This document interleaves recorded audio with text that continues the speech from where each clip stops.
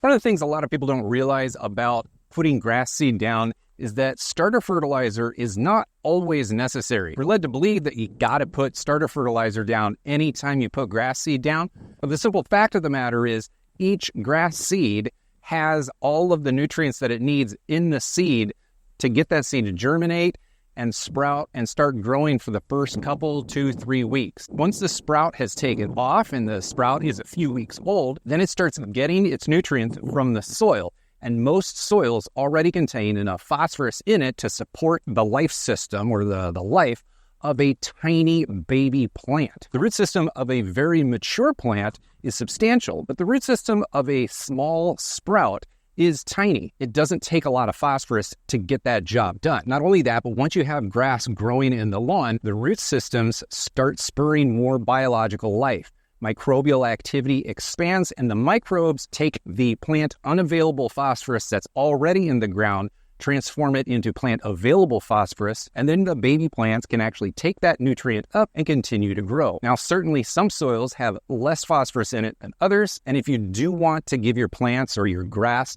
the best chance at thickening up as quickly as possible, then yes, you are going to add some starter fertilizer to the lawn. Now here on this lawn space, I prepared it for grass seed, but before I put the grass seed down, I actually want to check the nutrient availability in my soil. I don't actually anticipate putting any starter fertilizer down whatsoever on this lawn, but I am going to be amending this lawn with worm castings and some organic matter. I'm also going to be dusting the whole area with azomite, which is a source of trace minerals. All of that is to help long-term rooting and plant establishment. But in terms of nitrogen, phosphorus, potassium, I don't think this area needs it. Not only does the soil testing give me a little bit more information on the plant available nutrients that are in this soil, but it's also going to let me know what the pH is and the organic matter content of this soil. If I have very low organic matter, then I know that it's more important for me to top dress this lawn with organic matter, like compost or topsoil. And if I have a poor pH, then I know I need to adjust the pH either up or down, depending on what the number comes back as.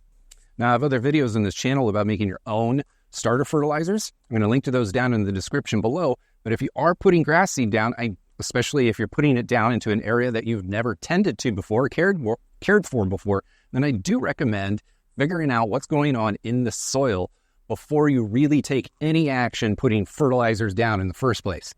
That's what I'm going to be doing here. I've never grown grass here before. So all I need is a bucket or a bowl, a shovel, and I'm just going to collect some dirt. For soil collection, for soil samples, you usually want roughly in that surface level to about 4 inches deep. If you get a little bit of all of it from a few different spots and then mix it all together, that way you can kind of average out the soil from the various layers and spots around your zone. And then you can throw it into one of those mail-in test kits. I've used a whole bunch of different mail-in test kits, so much so that I have an entire blog post over on the Turpicanic website where I compare the differences between them. That's also linked in the description below. Now, I don't need anywhere near this amount of soil, but I'm going to mix it all together. I'm going to take what I need for my mail-in kit, and then the rest of the soil, I just put them right back in the holes. All right, I sent off that mail-in test kit a couple days ago while I wait for the results to come back. I started preparing this lawn space to put the seed down. I got seed priming inside the house, so once the seed goes on the ground, it's going to germinate within like a day or two. It's going to start sprouting. But this is the time that we amend the soil. I don't call this starter fertilizer. I don't call this fertilizer at all. This is just what you do to make soil better, whether you're growing garden plants or grass or trees, or I don't care what else you're growing out of the ground. If you got better soil, you're going to have a better plant growing in it.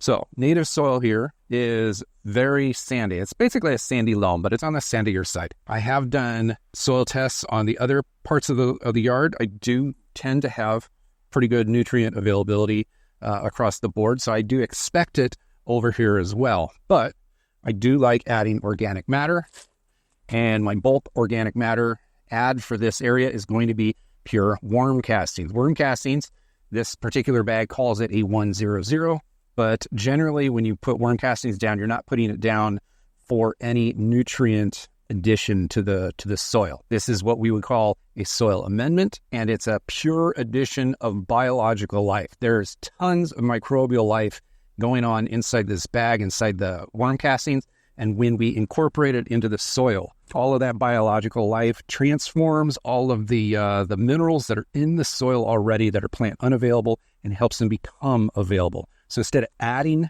minerals to the soil, worm castings allow the existing minerals in the soil to become usable. And I'm also a huge fan of adding all of the trace minerals.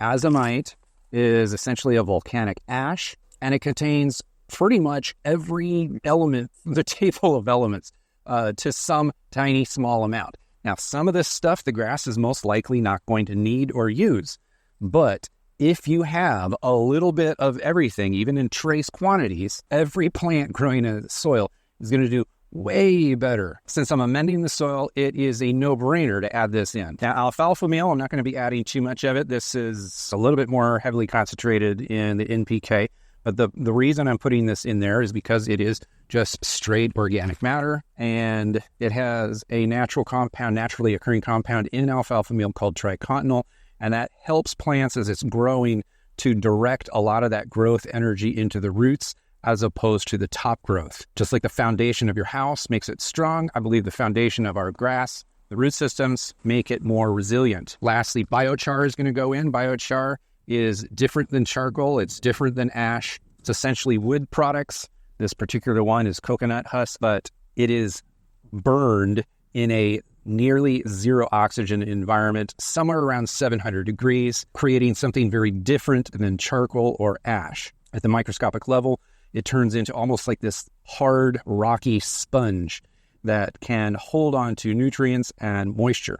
And as mycorrhizal fungi grow in the lawn, like the beneficial fungi underground, it provides a space for bacteria, fungi to live so that the grass root systems can tap into and access extra water and nutrients that might otherwise leach away. Biochar is one of the special things that I put into lawns so that I don't have to water them as often. Now, I use my electric dethatcher over my prepared space so that I could scuff up enough of the surface to have a nice fluffy mound.